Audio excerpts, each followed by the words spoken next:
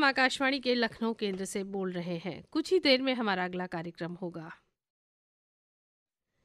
ये आकाशवाणी लखनऊ है, प्रस्तुत है उर्दू कार्यक्रम।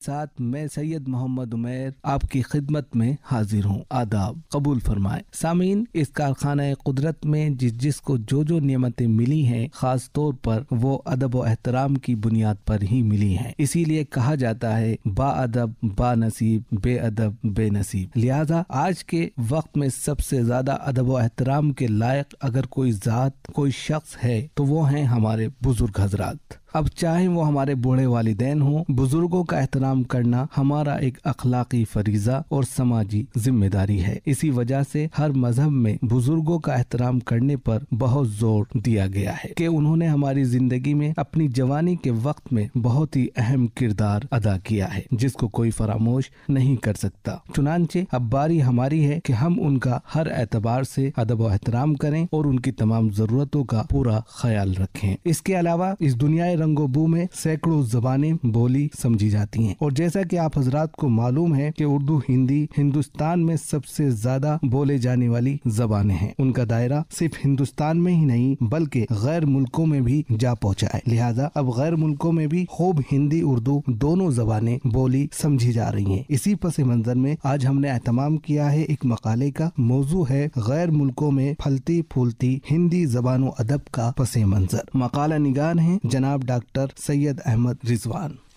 आज उर्दू की ऐनक से हम अपने सामीन को सफर कराएंगे गैर मुल्कों में फलती फूलती हिंदी जबान व अदब का पसे मंजर। दूर से कहीं लता हया साहिबा की नज्म याद आ रही है। चलिए जिक्र करता ही चलूं आपसे। मैं हिंदी की वो बेटी हूँ जिसे उर्दू ने पाला है। अगर हिंदी की रोटी है तो उर्दू का निवाला है। मैं जब हिंदी से मिलती हूँ तो उर्दू साथ आती है, और जब उर्दू से मिलती हूँ तो हिंदी घर बुलाती है। मुझे दोनों ही प्यारी हैं, मैं दोनों की दुलारी हूँ। इधर हिंदी सी माई है, उधर उर्दू सी खाला है। जबान हिंदी सिर्फ हिंद की वादियों में समटी नहीं है। ये जबान तो अब बैनुल अक़वामी सतह पर अपने रंग बिखेर रही, अपनी खुशबू लुटा रही। जरा बर्रे सगीर से बाहर झांकें तो हमें पता चलता है 4200 लाख लोग हिंदी को अपनी पहली जबान की तरह बोलते हैं, और 1200 लाख लोग हिंदी को अपनी दूसरी जबान मानते हैं। हिंदी दुनिया की 10 सबसे ताकतवर जबानों में से एक है। ये मैं नहीं, यूनाइटेड नेशंस कह रहा। ये दुनिया में चौथी सबसे ज्यादा बोली जाने वाली जबानों में से भी एक है। अगर बुहराए अरब पे खड़े होके देखें तो अबू धाबी ने कानूनन हिंदी को तीसरी जबान की सनद भी दे दी है। अबू धाबी तो अबू धाबी, आसपास के जो छोटे मोटे ममालिक जैसे दुबई, ओमान, दोहा, कुवैत, बहरीन, ये सब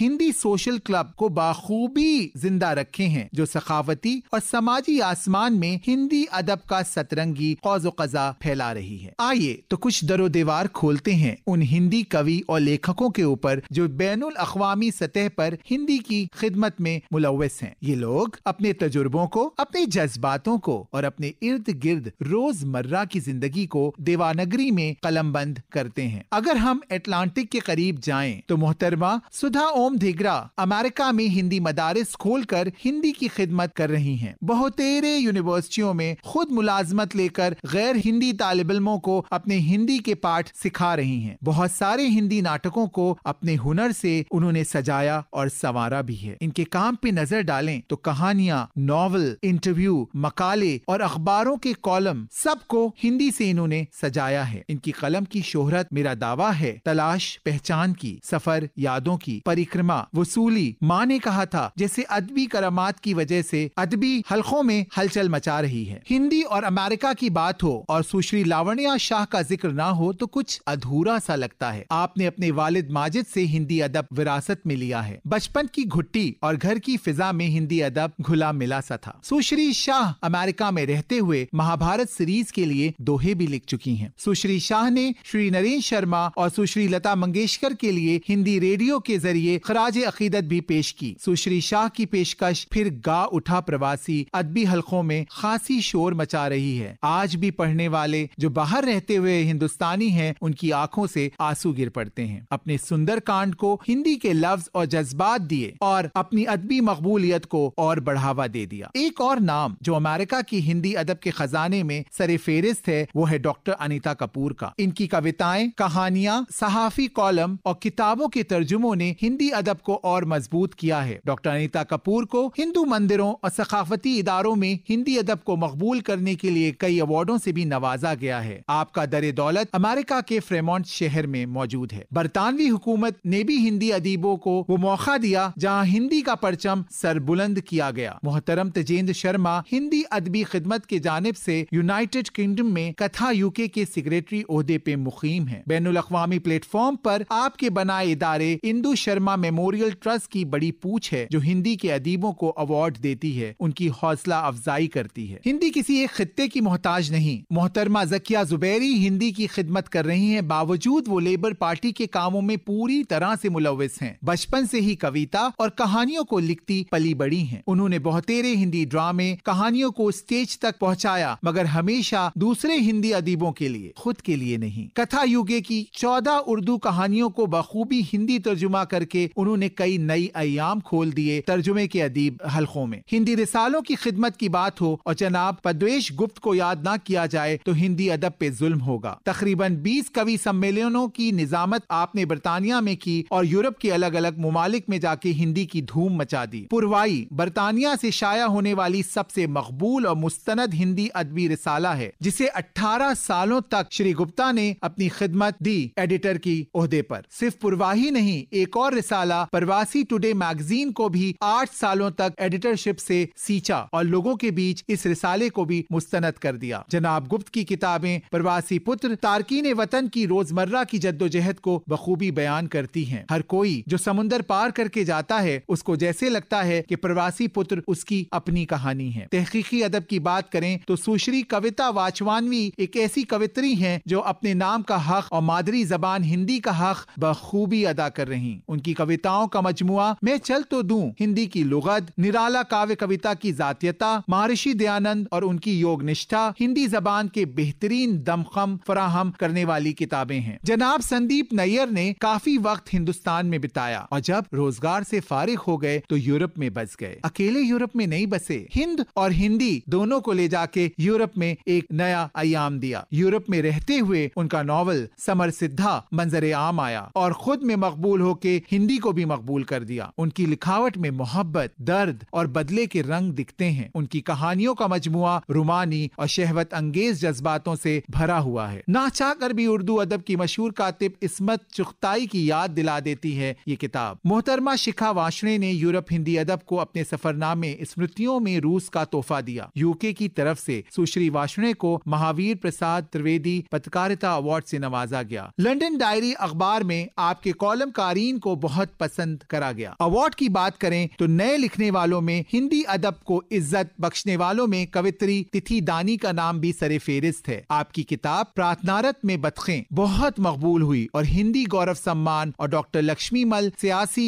हिंदी साहित्य प्रकाश अनुदान योजना के तहत आपको एहतराम बख्शा गया। ये तो हिंदी अदब का फलता फूलता चमन था जो जामे दरसगाहों या यूनिवर्सिटियों में भी अपने दरवाजे शोबाए हिंदी के लिए खोल रहा था। डॉक्टर शैजल कौशल सोफिया यूनिवर्सिटी में तकरीबन हर साल लेक्चर के लिए बुलाई जाती हैं। ये हिंदी की मकबूलियत का बहुत बड़ा सबूत है कि कोरोना काल में भी डॉक्टर शैजल कौशल को बल्गेरिया ने दावत दी कि वो शोबाए उर्दू को अपने कलाम से नवाजें और वहाँ की कुतुबखाने में उनकी किताब जिसका उन्वान है वास्तव में बाकायदा सजी हुई है। हिंदी की मकबूलियत का सबूत ही तो है कि आगरा में इंस्टीट्यूट ऑफ हिंदी गैर मुल्की तालिब इल्म से भरा रहता है और अर्जियों के गत्थे लगे होते हैं। शोबाए दुनिया के अलग अलग यूनिवर्सिटियों में हिंदी के शोबे खुल रहे हैं, मकबूल हो रहे हैं, फिर चाहे वो जर्मनी हो या जापान, अमेरिका हो या कोरिया, रूस हो या कनाडा। हिंदी के आशिकों ने हिंदी को एक बैनुल अक़वामी जबान का दर्जा दिलवा ही दिया है। हिंदी फिल्में और हिंदी डायस्पोरा जो पूरे ग्लोब में फैला हुआ है वो भी हिंदी जबान और अदब को फलने फूलने में बहुत मदद कर रहा है। जगह जगह हिंदी फिल्म फेस्टिवल लगाए जा रहे हैं, हिंदी डॉक्यूमेंट्रियां बन रही हैं और अब हम देखें तो बहुत से ऐसे फिरंग हैं जो हमसे अच्छी हिंदी बोलते हैं। आप सबको अलविदा कहने से पहले गांधी जी की कही बात हिंदी के लिए मैं आपसे बांट लूं। दिल की कोई जबान ही है, दिल दिल से बातचीत करता है और हिंदी दिल की ही तो जबान है। शुक्रिया।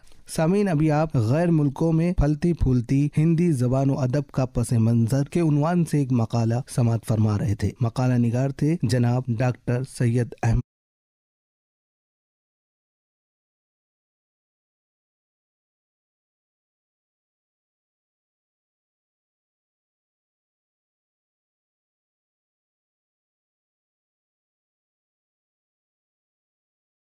रिजवान। और अब कलाम शायर के तहत सुनवाते हैं जनाब